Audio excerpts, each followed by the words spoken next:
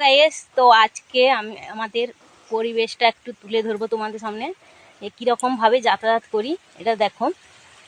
তো এই রাস্তা দিয়ে স্কুলের ছেলে মেয়ে যায় প্রত্যেক দিন, কাচারও খায় এবং স্কুলে বা টিউশনে না যাওয়ার জন্য বাড়ি থেকে বকুনিও দেওয়া হয়, খুব খুব কষ্টে যাতায়াত করে। আর দেখতে পাচ্ছ, ওই যে আমার কাকু, ও সিদ্ধান্ত করে নিয়েছে এই রাস্তার মধ্যে সে চাষবাসই করবে। তো দেখো রাস্তাঘাটের অবস্থাটা দেখো, এবং তোমরা ওই কাকুর মুখ থেকে শুনে নাও ও কি বলতে চায়, ওর বক্তব্যটা কি।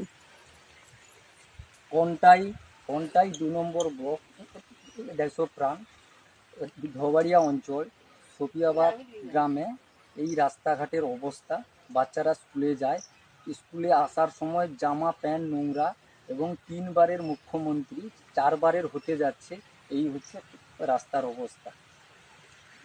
দেখছো রাস্তার মধ্যে কাকু চাষবাস করেছিল, এদিকে দেখো বৌদি একজন রেগে গিয়ে কিন্তু পুরো এই কাজটা করছে। তারা যে রাস্তাঘাট হচ্ছে না, স্কুলের ছেলে মেয়েদের যাতায়াতের রাস্তা খুবই কষ্ট, এবং কোনো আমাদের এখানে যদি অসুস্থ হয় গাড়ি বা কোনো যোগাযোগের নেই, তার জন্য ওরা সিদ্ধান্ত করেছে যে রাস্তার মধ্যে চাষবাস করব।